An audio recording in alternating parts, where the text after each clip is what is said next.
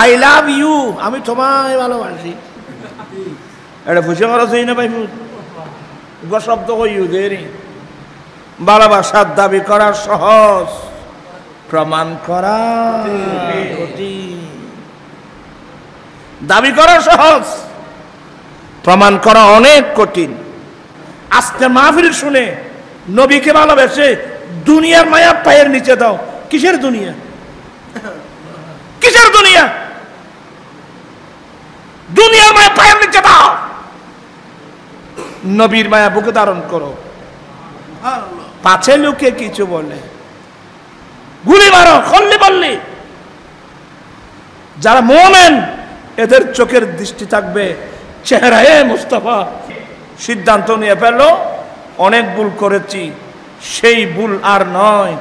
আমি মারা গেলে আমার কবরে দিলে ওখানে তো আমার দয়াল নবী আসবে। আমি আমার এই দাড়ি স্যার, আমার এই চেহারাটা, আমার নবীকে আমি কিভাবে দেখাবো?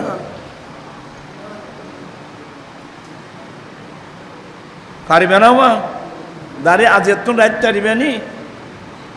যদি দাড়ি রাখতে পারেন আপনার জন্য একটা বড় পুরস্কার আছে। বড় পুরস্কার। পুরস্কারটা কি? পড়ো না। কালা ওরা বিরক্ত হইতেন না কিন্তু। কালা রাসূলুল্লাহি সাল্লাল্লাহু আলাইহি ওয়াসাল্লাম মান তামাসসাকা বিসুন্নতি ইনদা ফাসাদি উম্মতি ফালাহু আজরু মিয়াতি শহীদ। আল্লাহর নবী বলেন, উম্মত ফিতনা ফাসাদের যুগে যেই উম্মত আমি নবীর একটা সুন্নত মজবুত করে ধরবে, আল্লাহ তাকে 100 শহীদের সওয়াব দান করবেন। সুবহানাল্লাহ। ইয়া আল্লাহ, বদরের যুদ্ধে, উহুদের যুদ্ধে, হুনাইনের যুদ্ধে, তবুকের যুদ্ধে দিন প্রতিষ্ঠা করতে গিয়ে যারা শাহাদাত বরণ করেছিলেন, এই ধরনের 100 শহীদের সওয়াব দান করবেন আমার দয়াল নবীর একটা সুন্নতের উপর। একদিন সাহাবায়ে কেরাম আমার নবীকে নিয়ে নাস্তা করছিলেন। তাগাদাইনা মা রাসূলিল্লাহি সাল্লাল্লাহু আলাইহি ওয়াসাল্লাম। একদিন আমরা সকাল বেলায় আমার নবীর সঙ্গে নাস্তা করছিলাম। ওই ব্রেকফাস্ট বলে না, ছেলেরা থেকে বেশি বুঝে, আমার তো কম বুঝি। ব্রেকফাস্ট বলে আর কি। আমরা সকালের নাস্তা করছিলাম কার সঙ্গে? কত বড় ভাগ্যবান মানুষ ওরা, আমার নবীর সঙ্গে বসে নাস্তা করছেন, রাসূলের পাকের চেহারা মোবারক দেখছেন, আমার নবীর কালাম শুনছেন, কত বড় ভাগ্যবান। একদিন আমরা নবীর সঙ্গে সকালের নাস্তা করছিলাম। নাস্তা করতে করতে একজন জিজ্ঞাসা করলেন, ইয়া রাসূলুল্লাহ, ইয়া হাবিবাল্লাহ, আমরা আপনার সঙ্গে নাস্তা করছি, আপনার সঙ্গে বসে খানা খাই, আপনার পিছনে ইক্তেদা করে নামাজ আদায় করি। ইয়া রাসূলুল্লাহ, আমাদের চেয়ে উত্তম কোন মানুষ এই পৃথিবীর জমিনে আছে? তোমারা নামাইতো কি নাই, কোনো কইলি নাই। নবী কি কয় এমনি বেদানা ওয়াজ নবুঝিলি মাথিলি অ্যাক্সিডেন্ট করবে। তো সাহাবায়ে কেরাম নবীর কাছে জানছেন, নবীকে আমাদের চেয়ে উত্তম কোন মানুষ পৃথিবীর জমিনে আছে? আমার নবী বলেন, ক্বালা নাম, হ্যাঁ হ্যাঁ, ও আমার সাহাবায়ে কেরাম, তোমাদের চেয়েও উত্তম মানুষ পৃথিবীর জমিনে আছে। বলতে চাচ্ছিলাম, আমার নবী বলেন, এ আমার সাহাবা, তোমাদের চেয়ে উত্তম মানুষ আছে। ইয়া রাসূলুল্লাহ, আমাদের চেয়ে উত্তম মানুষ? ওরা কারা? আমার নবী বলেন, ও আমার সাহাবায়ে কেরাম, ওরা এখনো দুনিয়ায় আসে নাই। দেখেন, ওরা এখনো দুনিয়ায় আসবে। আমার নবী বলে দিলেন, ইয়াতুনা মিন বাদিকুম, ওরা তোমাদের পরেই এই দুনিয়ায় আসবে। ওরা তোমাদের পরে দুনিয়ায় আসবে। এ হাদিসের ব্যাখ্যায় মোল্লা আলী কারি বর্ণনা দিচ্ছেন, তোমাদের পরে বলতে ও আমার সাহাবা একরাম, তোমাদের পরে পরে বলতে একেবারে কিয়ামত পর্যন্ত এই সময়ের মধ্যে ওই মানুষগুলো আসবে। ইয়াতুনা মিন বাদিকুম, ওরা তোমাদের পরে দুনিয়া আসবেন। সাহাবা একরাম আশ্চর্য হয়ে গেলেন। তো কি বললেন নবী? ও আমার সাহাবা একরাম, ওরা আমি নবীকে কোনোদিন দেখবে না, আমাকে দেখবে না। আমাকে না দেখা সত্ত্বেও ওরা আমি নবীর উপর ঈমান আনবে, আমি নবীর পাগল হবে। আমার নবীর হাদিস, ওরা তোমাদের পরে কোথায় আসবে? ওরা তোমাদের পরে দুনিয়া আসবে। ওরা আমাকে দেখবে না, কিন্তু তোমরা তো আমাকে দেখে দেখে কলমা পড়ছো। ওরা আমাকে দেখবে না, আমাকে না দেখা সত্ত্বেও ওরা আমি নবীর উপর ঈমান আনবে, ওরা আমার পাগল হবে। এটা মুসনাদে ইমাম আহমদের রিওয়ায়াত। মুসলিম শরীফ বলেন, মুসলিম শরীফে পাবেন ওদের মধ্যে এমন এমন মানুষ আসবে, ওরা কামনা করবে, আল্লাহ জীবনে একটিবার যদি তোমার নবীকে দেখতে পাই। আল্লাহু আকবার। জীবনে যদি একটিবার তোমার নবীকে দেখতে পাই, আল্লাহ আমার ছেলের সন্তান বউ বেটি ধন সম্পদ সব কুরবান করে দেব যদি একটিবার দয়াল নবীকে দেখতে পাই। এই ধরনের নবীর প্রেমিক, এই ধরনের নবীর পাগল কিয়ামত পর্যন্ত সময়ের ভিতরে যুগে যুগে আসবে। আমি অনুরোধ জানাবো, সমস্যা কি? সমস্যা হলো এগুলো আল্লাযীনা ইউমিনুনা বিল গায়ব, এই আয়াতের তাফসীরে অনেক হাদিস পাবেন। আজকাল তো আমরা লেখাপড়া করার লোক তো খুব কম, আমরা এগুলো পড়ি না। যারা না দেখে বিশ্বাস করে, দেখে বিশ্বাস করার চেয়ে না দেখে বিশ্বাস করার গুরুত্বটা কি বেশি। তাই শুধু আরো ফরানো চাই, তোমার কদিন ফরাই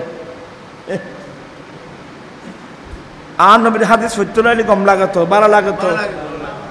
তোমারা তুই উচ্চারা রিং ভরাও দে, ওই রবীন্দ্রনাথ ঠাকুর ঠাকুর বউ ই বই আল্লাহ পাঙ্কি। মান আহাব্বা শাইয়ান আকসারা যিকরা, যে যাকে ভালোবাসবে সব সময় তার কথাই বলবে। তা আমরা কাকে ভালোবাসি?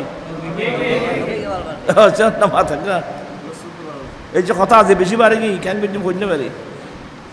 ইমামুদ দুনিয়া ফিল হাদিস মুহাম্মদ বিন ইসমাইলুল বুখারী, ওনার একটা হাদিসের কিতাব আল আদাবুল মুফরাদ, আল আদাবুল মুফরাদ নামক কিতাবের মধ্যে হাদিস আনছেন।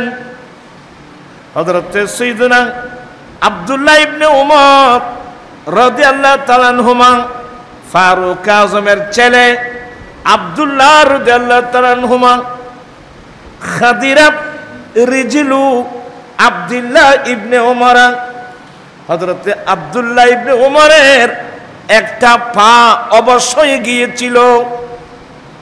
ওরার মিকে আসেন না কথা মিদ্দি না লরিগিত লইতে লাগেন ভাল্লা। আব্দুল্লাহ ইবনে উমর রাদিয়াল্লাহু তাআলা একটা পা কি হয়ে গিয়েছিল? অবশ। এটাকে কি বলে? প্যারালাইসিস বলে না। সব সময় আল্লাহর কাছে কান্নাকাটি করবেন, আল্লাহ কোন শত্রুকেও তুমি এই রোগ দিও না। যার অর্ধঙ্গ হয়ে গেছে সেই বলতে পারে এটা কত বড় মারাত্মক।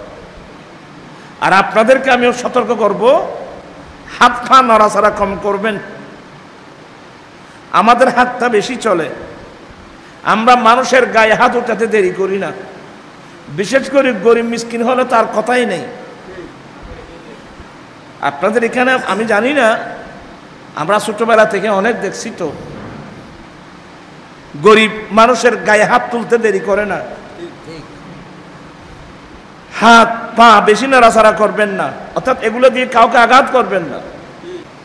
ক্বালা রাসূলুল্লাহি সাল্লাল্লাহু আলাইহি ওয়াসাল্লাম আল মুসলিমু মান সালিমাল মুসলিমুনা মিন লিসানিহি ওয়া ইয়াদিহি।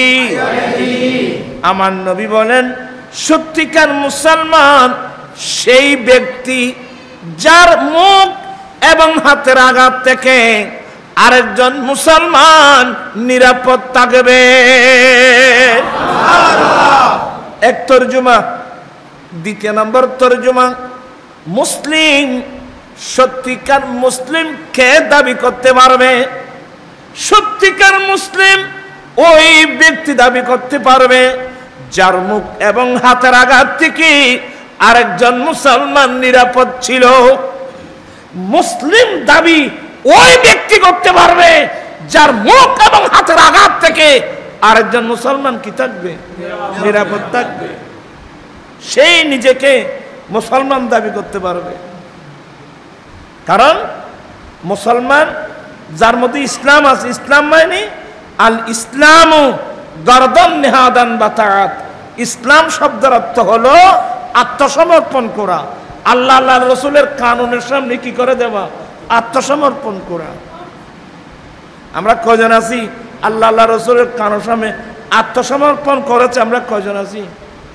হযরতে আব্দুল্লাহ ইবনে ওমর রাদিয়াল্লাহু তাআলা আনহুর একটা পা কি হয়ে গিয়েছিল?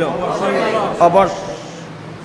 সব সময় আপনাদেরকে অনুরোধ জানাবো, আল্লাহর কাছে ফরিয়াদ করবেন, আল্লাহ এই রোগটা কোনো শত্রু রুখিয়ে দিও না, যার এই রোগই ইতে হইতে পারে। আব্দুল্লাহ ইবনে ওমর, আপনি আমার দিকে তাকান।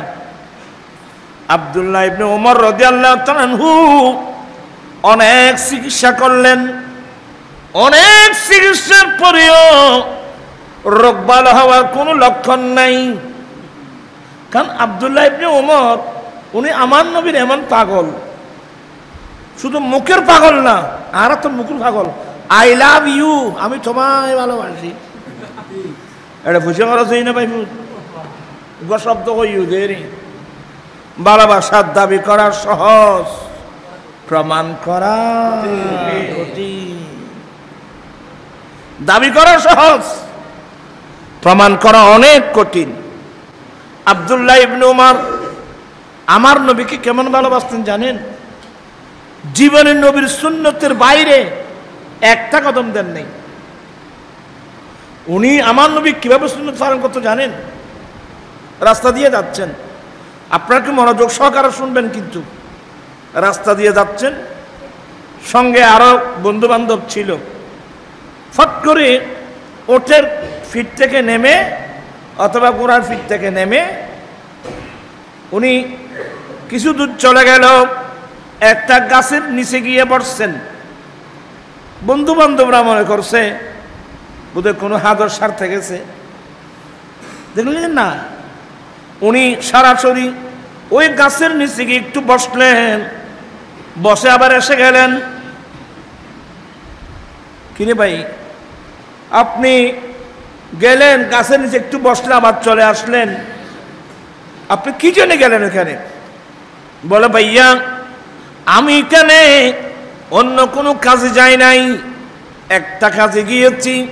আমি আব্দুল্লাহ ইবনে ওমর আমার কুফালের চোখে দেখেছি আমার নবী রাস্তা দিয়ে যাওয়ার সময় এক সময় এই গাছের নিচে কিছুক্ষণ বসেছেন। আমার দয়াল নবী এই গাছের নিচে কিছুক্ষণ বসেছিলেন। আমি ব্যস্ততার কারণে আমার দয়াল নবীর এই সুন্নতটা আদায় করতে পারি নাই। আজকে সুযোগ বুঝে চিন্তা করলাম, গোড়া থেকে নেমে ওটের পিঠ থেকে নেমে ওই গাছের নিচে একটু বসে আমি আমার নবীর সেই সুন্নতটা আদায় করে নিই। আর কিভাবে করলে সুন্নত?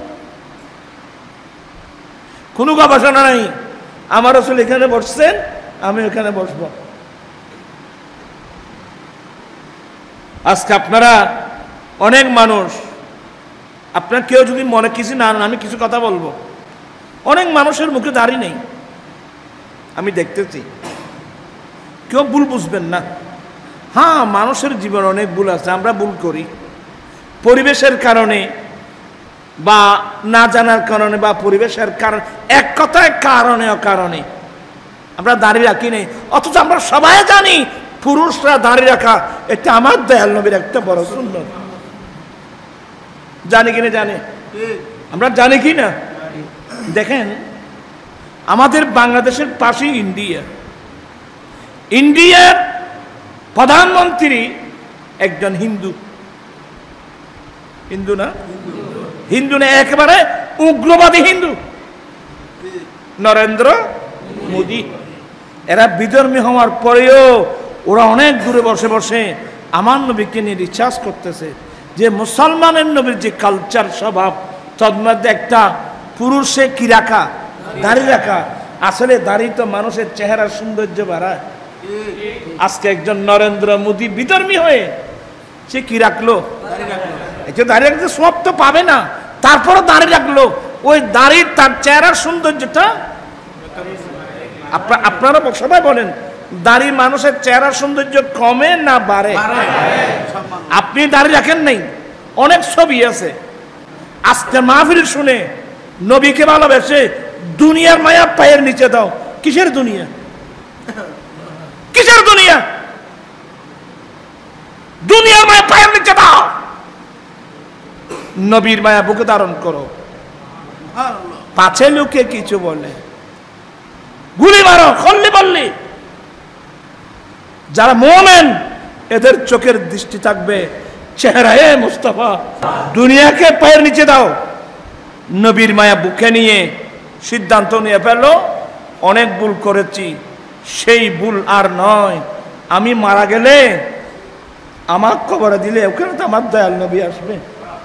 আমি আমার এই দাড়ি স্যার, আমার এই চেহারাটা আমার নবীকে আমি কিভাবে দেখাবো?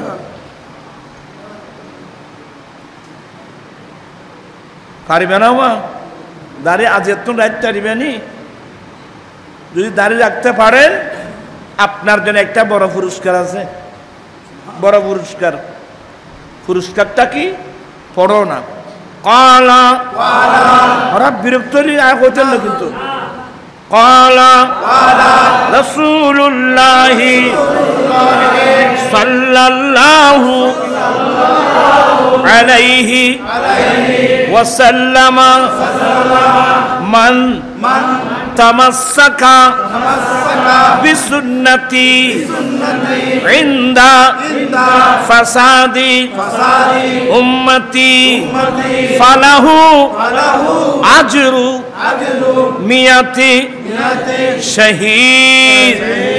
আল্লাহর নবী বলেন, উম্মত ফিতনা ফাসাদের যুগে যেই উম্মত আমি নবীর একটা সুন্নত মজবুত করে ধরবে, আল্লাহ তাকে 100 শহীদের সওয়াব দান করবেন।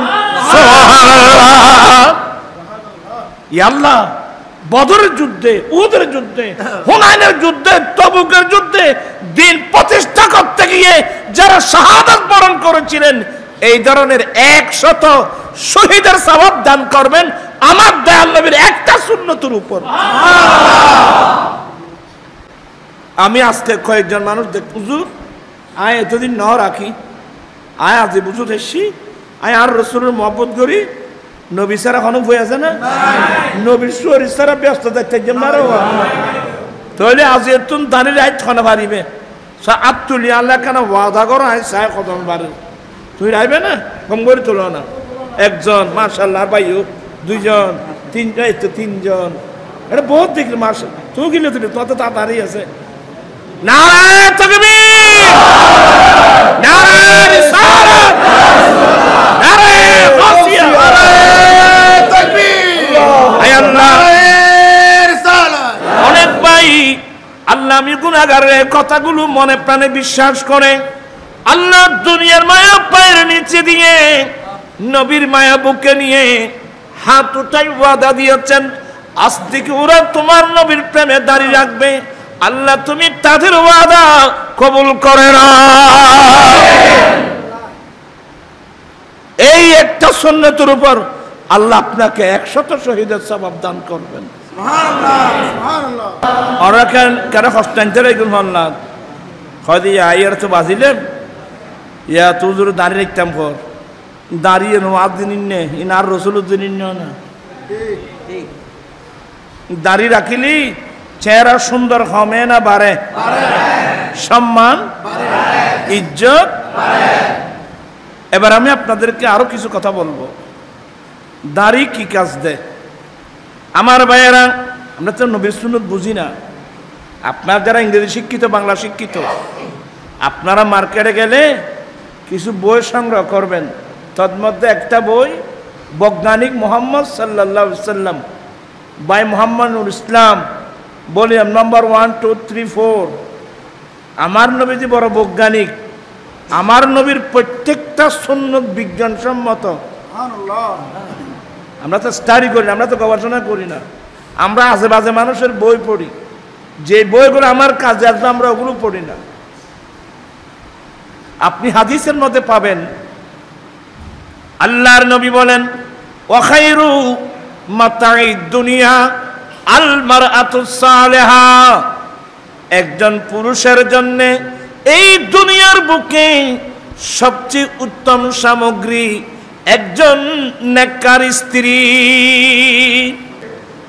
মাসিক আর-রাদা, এটা আমার একটা মাসিক পত্রিকা। এটার প্রকাশকাল 12 বছর। প্রথম 3-4 মাস বের করে আর পারি নেই। এটা সরকার অনুমোদিত, পয়সারাভাবে বের করতে পারি নেই। এবার গত মুহররম থেকে কন্টিনিউ বের করতেছি। অনেক মনীষীদের কলম আছে, সব কথাগুলি মেঘে বলা যায় না। ওখানে অনেক কলম লেখা আছে, অনেক বিষয় আছে, অনেক মসলা মসাইল আছে, যেগুলো আপনি নীরবে বসে ওগুলো পড়তে হবে। একটা একটা কবি সংগ্রহ করবেন। এটা আর-রাদা, আলা হযরতের নামের উপর মাসিক আর-রাদা। পড়লে বুঝতে পারবেন, একটা পড়লে বুঝতে পারবেন। আপনার অন্তর বলবে যে আমি প্রত্যেক মাসের মধ্যে একটা একটা নেব। আর যেহেতু কাগজের, আজকাল কাগজের দাম বেশি, তো এই জন্য বোধহয় 30 টাকা একটা দাম নির্ধারণ করছে। আপনারা চার দোকান ঢুকলেও তো 100 টাকা 50 টাকা চলে যায়, কোনো বিষয় না। কেউ নিতে চাইলে নিতে পারবেন।